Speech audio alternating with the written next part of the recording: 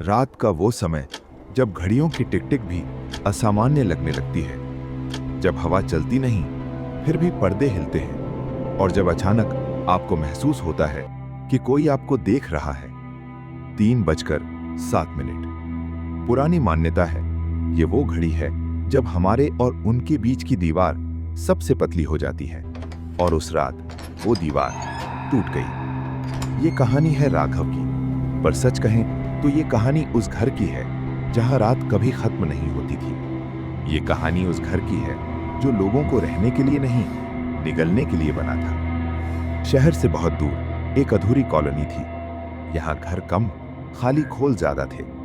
दीवारों पर सीलन थी, हवा में मिट्टी नहीं, सड़न की गंध थी, जैसे कुछ बहुत समय से यहाँ सड़ रहा हो। लोग कहते थे ये जगह छोड़ी नहीं गई, बल्कि यहाँ से भागा गया है। पर राघव ने इन बातों पर ध्यान नहीं दिया। उसे बस सस्ता घर दिखा, एक नई शुरुआत दिखी। कुछ फैसले हम लेते नहीं, कोई हमसे कहलवा देता है। पहली रात, नींद गहरी थी। अचानक ठक, राघव की आंख खुली। कमरे में अंधेरा था, पर अंधेरे से भी ज्यादा भारी एक एहसास था, जैसे कमरे में हवा से एक सांस ज्यादा मौजूद हो। उसने मोबाइल उठाया, स्क्रीन जली और नीली रोशनी पूरे कमरे में फैल गई। समय था 3:07, और अजीब बात यह थी, सेकंड का अंक एक पल के लिए रुक गया, जैसे समय खुद आगे बढ़ने से डर रहा हो। फिर ठक, इस बार आवाज साफ थी, दरवाजे से। वो उठा, धीरे धीरे चला, दरवाजा खोला। बाहर कोई नहीं, लेकिन फर्श पर धूल ऐसे फैली थी जैसे अभी अभी कोई वहां खड़ा था। वो वापस बिस्तर पर लेट गया, पर उस रात उसे बार बार लगा कि उसके बिस्तर के पास कोई खड़ा है और झुककर उसे देख रहा है। दूसरी रात, इस बार वो आवाज से पहले ही जाग गया, क्योंकि उसे महसूस हुआ कि कोई उसके कान के पास बहुत धीरे सांस ले रहा है, गर्म और बदबूदार सांस। उसने झटके से आंख खोली। कमरा खाली, पर तकिए के पास धूल में एक लंबी उंगली का निशान था, जैसे कोई उसके सोते वक्त उसके चेहरे के बेहद करीब आया हो। उसी पल मुख्य दरवाजा धीरे धीरे किरर खुलने लगा, पर उसने उसे छुआ तक नहीं था। तीसरी रात, अब राघव ने सोना छोड़ दिया। 3:06, सब शांत। 3:07, दरवाजे का हैंडल अपने आप नीचे दबा। धीरे, बहुत धीरे दरवाजा खुला, और इस बार उसे साफ सुनाई दिया। घर के अंदर कदम आ चुके थे। पहले एक कदम, फिर दूसरा, फिर तीसरा, और हर कदम के बाद घर की लकड़ियां हल्की सी कराहती, जैसे घर उसे पहचानता हो। राघव ने महसूस किया कदम चल नहीं रहे थे, घसीटे जा रहे थे, जैसे चलने वाली चीज चलने की आदी नहीं थी। ठप ठप ठप, हर कदम के साथ कमरे की ठंड बढ़ती जा रही थी। उसकी सांस से धुआं निकलने लगा, जैसे वो किसी फ्रीजर में बैठा हो। कदम उसके दरवाजे तक आए, रुक गए। फिर दरवाजे की नीचे की रोशनी अचानक गायब हो गई, लेकिन सिर्फ गायब नहीं हुई, वो ऊपर उठती चली गई। जैसे जो बाहर खड़ा था वो असामान्य रूप से लंबा था, इतना लंबा कि दरवाजा छोटा लगने लगा। और फिर दरवाजे पर हल्की सी खरोंच, जैसे कोई नाखून से अंदर आने की इजाजत मांग रहा हो। राघव हिल भी नहीं पाया। तभी दरवाजे की दूसरी तरफ से बहुत धीमी आवाज आई, मैं अंदर आ जाऊं? उसकी रीढ़ में बर्फ उतर गई, क्योंकि वो आवाज उसी की थी। सुबह दरवाजे पर अंदर की तरफ खरोंचें थीं, ऊपर तक, इतनी ऊंचाई पर जहां इंसान का हाथ पहुंच ही नहीं सकता। कैमरा और लैपटॉप। अब डर अंदाजा नहीं रहा था, उसे सच चाहिए था। उसने घर में कैमरा लगा दिया। उस रात राघव ने सोने की कोशिश नहीं की। वो लैपटॉप लेकर बैठ गया। स्क्रीन की सफेद रोशनी अंधेरे कमरे में अजीब सी ठंड फैला रही थी। उसने रिकॉर्डिंग खोली, टाइमलाइन पर उंगली रखकर धीरे धीरे फुटेज आगे बढ़ाने लगा। 2:59, 3:02, 3:06, और फिर 3:07। वीडियो अपने आप रुक गई। राघव का दिल एक पल के लिए धड़कना भूल गया। मुख्य दरवाजा धीरे धीरे खुल रहा था। घर खाली था, कम से कम ऊपर से। उसने फुटेज आगे बढ़ाई, फिर वापस की, फिर दोबारा देखी। हर बार उसे लगता इस बार कुछ नहीं होगा, लेकिन डर की सबसे बुरी बात यह है कि वो आपको देखने पर मजबूर करता है। अचानक वीडियो झिलमिलाई, स्टैटिक, और फिर फ्रेम के कोने में कुछ हिला। राघव स्क्रीन के करीब झुक गया और तभी उसे एहसास हुआ कैमरे के फ्रेम में दिख रहा हॉल खाली नहीं था। अंधेरे का एक हिस्सा बाकी अंधेरे से अलग था, जैसे वो खड़ा हो और देख रहा हो। फिर कैमरे के बिल्कुल सामने एक चेहरा उभरा, इतना पास कि उसकी आंखें ही दिख रही थी, पूरी सफेद, बिना पुतलियों के, और वो पलक नहीं झपका रहा था। एक फ्रेम बाद चेहरा गायब। राघव ने वीडियो वापस चलाई। फिर हर बार वो चेहरा एक फ्रेम पहले दिखाई देता, जैसे वो रिकॉर्ड नहीं हुआ था, वो करीब आ रहा था।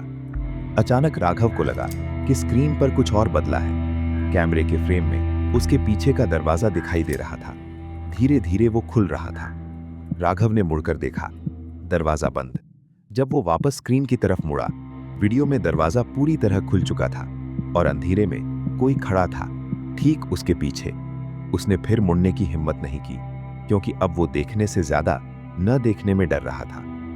वो आईना। अब राघव ने लाइट्स बंद करना छोड़ दिया। एक रात वो बाथरूम के शीशे के सामने खड़ा था, आंखों के नीचे गहरे काले घेरे, चेहरे पर थकान। उसने नल खोला, पानी गिरने लगा, लेकिन तभी उसे कुछ अजीब लगा। शीशे में दिख रहा उसका हाथ एक पल देर से हिला। राघव जम गया। उसने फिर हाथ उठाया। इस बार उसका असली हाथ पहले रुका, पर आईने वाला एक सेकंड बाद, जैसे प्रतिबिंब उसकी नकल नहीं कर रहा था, बल्कि उसे देख रहा था।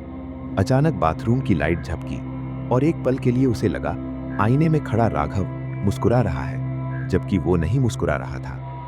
वो रात जब बिस्तर खाली नहीं था, उस रात राघव को महसूस हुआ कि बिस्तर थोड़ा दब रहा है, जैसे कोई उसके पास बैठा हो। फिर गद्दा और धंसा, धीरे धीरे, जैसे कोई ठीक उसके बगल में लेट गया हो। राघव चिल्लाना चाहता था, पर उसकी आवाज गले में अटक गई। वो हिलना चाहता था, पर उसका शरीर जैसे किसी ने पकड़ लिया हो।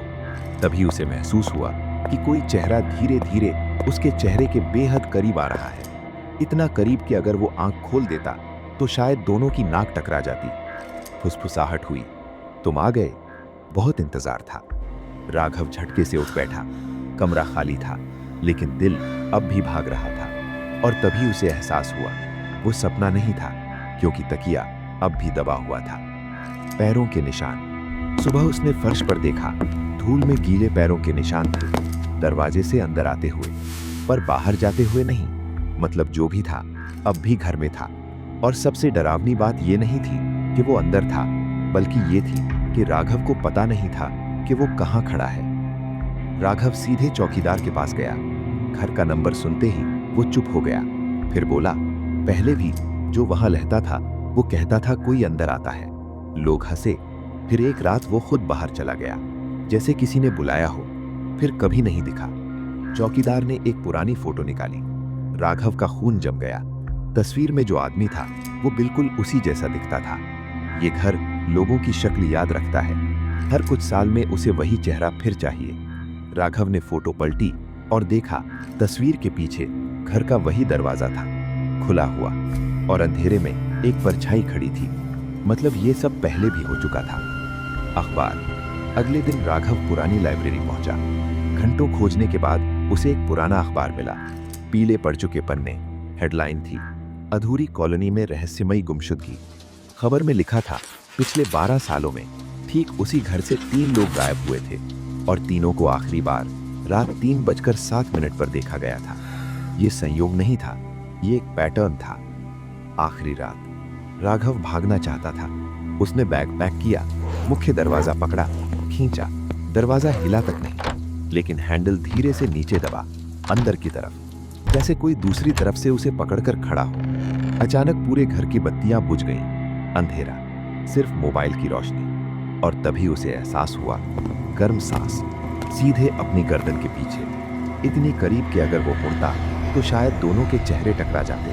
पर वो नहीं मुड़ा, क्योंकि अब वो समझ चुका था कुछ चीजें पीछे ही बेहतर लगती हैं। मोबाइल की रोशनी नीचे गई और उसने देखा फर्श पर दर्जनों गीले पैरों के निशान, जो धीरे धीरे उसकी तरफ बढ़ रहे थे, पर वहां कोई दिखाई नहीं दे रहा था। फिर अंधेरे से आवाज आई, 3:07 हो गए, चलो अब तुम्हारी बारी है। मुख्य दरवाजा धीरे से खुल गया, और तब राघव समझ गया, दरवाजे खुद नहीं खुलते, उन्हें खोला जाता है। और आज दरवाजे के उस पार कोई उसका इंतजार कर रहा था, शायद बहुत समय से। इस बार राघव ने विरोध नहीं किया। वो बाहर चला गया और अंधेरा उसके पीछे बंद हो गया। अगली सुबह घर खाली था। कैमरा अब भी चल रहा था। रिकॉर्डिंग में दिखा राघव बाहर गया। 2 सेकंड बाद वो फिर अंदर आया, लेकिन चलने का तरीका अलग था। गर्दन टेढ़ी, कदम असामान्य। और जब उसने कैमरे की तरफ देखा, उसकी आंखें पूरी सफेद थीं। उसके होंठ धीरे धीरे हिले, जैसे वो कह रहा हो, मैं अंदर आ गया। अगले ही फ्रेम में वीडियो बंद हो गई। आज भी अगर आप उस कॉलोनी से गुजरे तो एक घर का दरवाजा हर रात 3:07 पर खुलता है। लोग कहते हैं अब राघव वहां रहता है, पर किसी ने उसे कभी बाहर आते नहीं देखा।